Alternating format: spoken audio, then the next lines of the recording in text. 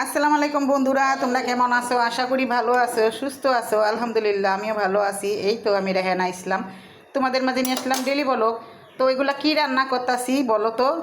এগুলো হইলো বাসি পোলাও, মানে আমরা আগের দিন রান্না করছিলাম, কেউ খায় নাই, রয়ে গেছে। পোলাওগুলো ভালোই আছে।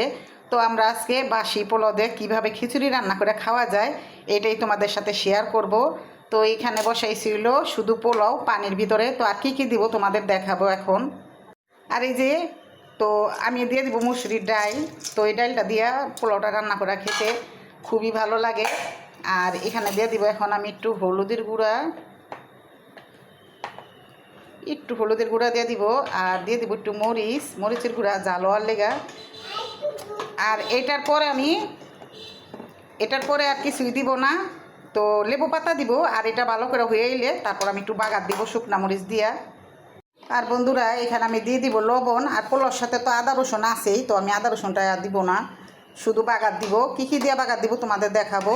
আর লেবু পাতাটা দিয়ে দিব আর একটু পরে। এটা একটু ভালোভাবে হয়ে আইলে লেবু পাতাটা দিয়ে দিব। তো আমরা সবসময় বাসি পোলাও দিয়ে এইভাবে খিচুড়িটা রান্না করি, খেতে খুব ভালো লাগে। এই যে এদিকে রান্নার পর কতগুলো বাসনপালা বাইরেছে, এগুলো আমার ধুইতে হইব। আর ওই যেখানে বাসনপালা ধোয়া আছে এগুলো আমার সুন্দর করে গুছিয়ে রাখতে হবে। আর হলো এই যে দেখো, রান্নার পরে রান্না করার এই যে কী অবস্থা, এগুলো সব গুছিয়ে গাছিয়ে নিতে হবে। দেখো এই মাথাতে এই মাথায়, তো আমি এগুলো সব গুছাবো। তো আমার সাথেই থাকো তোমরা, আর লাইক কমেন্ট করতে কিন্তু ভুলবে না। তো আমার সাথেই থাকো। তো আমি ফুলটা এদিকে থুয়ে দিব, যত্ন থাকবে। আর এখানে আমি বাসনপালাগুলো সব গুছায় রাখবো।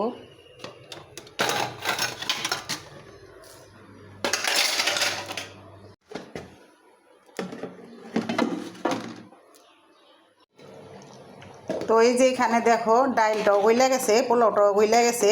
তো আমি আবার এটা একটা ঘোটা দিয়ে নিব। ঘোটা দিলে ডাইল ঘুটনি দিয়া তাহলে খেতে আরও বেশি ভালো লাগবো। ঘোটার পর আমি এই যে লেবুর পাতাটা দিয়ে দিব। তো এই তো রান্না বাড়া শেষ করে তো আমি এই যে জিনিসপত্রগুলো বলছি যে ধুমু।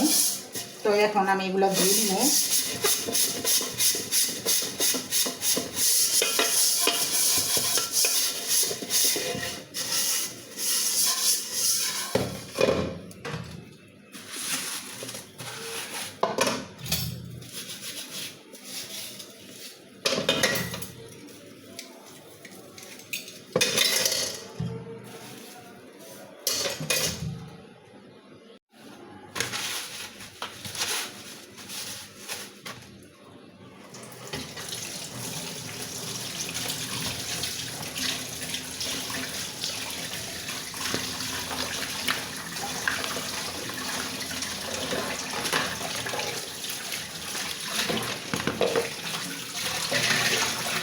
দুপুরে রান্না করলে অনেক জিনিসপত্র বাইরে আসে, এটা আমরা সবাই জানি।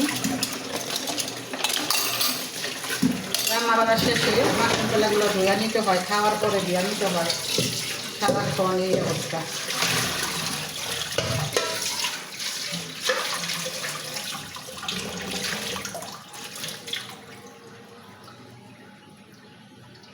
এই যে আমি দিয়ে দিছি লেবু পাতাটা। তো এখন আমি পেঁয়াজ রসুন দিয়া আমি সুন্দর করে বাগার দিয়ে নিব। আর সাথে আছে ডিম রান্না করা, কালকে কেউ খায় নাই। ওই ডিমটাও আমি ছোট ছোট করে পিস করে এটার সাথে দিয়ে দিব।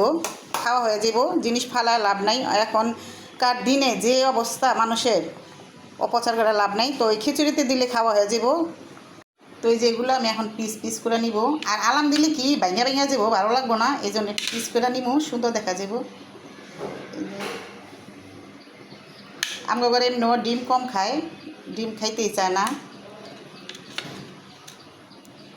তো এই তো বন্ধুরা দেখো সব কিছু ধুয়ে পরিষ্কার করে নিছি, রান্না বাড়াও শেষ। আর এখানে সব কিছু ধুয়ে পরিষ্কার করে ঘরটা গুছিয়ে নিছি। রান্নাঘর সবসময় পরিষ্কার থাকলে আমার কাছেও ভালো লাগে। আর রান্নার টাইমে একটু এলোমেলোই হয়, তোমরা কেউ কিছু মনে করো না। রান্নার সময় টাইমে এলোমেলোই হয়। আর এখানে যে আমাদের খাবার দাবারগুলো, আর ওইখানে হচ্ছে একটু যে পানি টানি ভরি, পানির বোতলগুলা। আর এই যে চুলাটাও সাথে সাথে পরিষ্কার করে নিছি। এই তো তো কেমন হয়েছে বন্ধুরা কমেন্টে জানায়ও।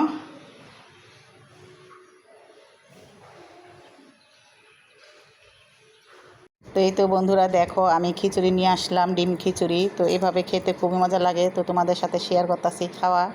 বিসমিল্লাহ।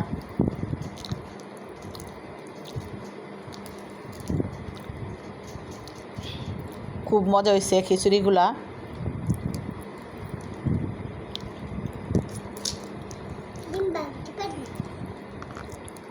লোহা আর এই যে ডিম।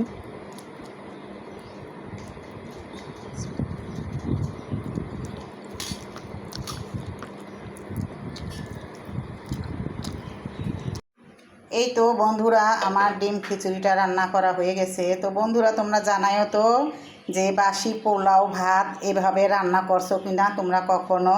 তো আমি তো রান্না করলাম, তো এখন সবাই মজা করে খাবো আর তোমাদের সাথে শেয়ার করব খাওয়াটা। তো কেমন হয়েছে ডিম খিচুড়ি, তো আমার কাছে খুবই ভালো লাগতেছে। আর এটা মিশাই নাই, এটা বাড়লে তো এইভাবেই খাওয়া যাব। তো কেমন হয়েছে কমেন্টে জানায়ও আমার আজকের ভিডিওটি। তো তোমরা সবাই ভালো থাকবা, সুস্থ থাকবা। আজকে এই পর্যন্তই। আল্লাহ হাফিজ।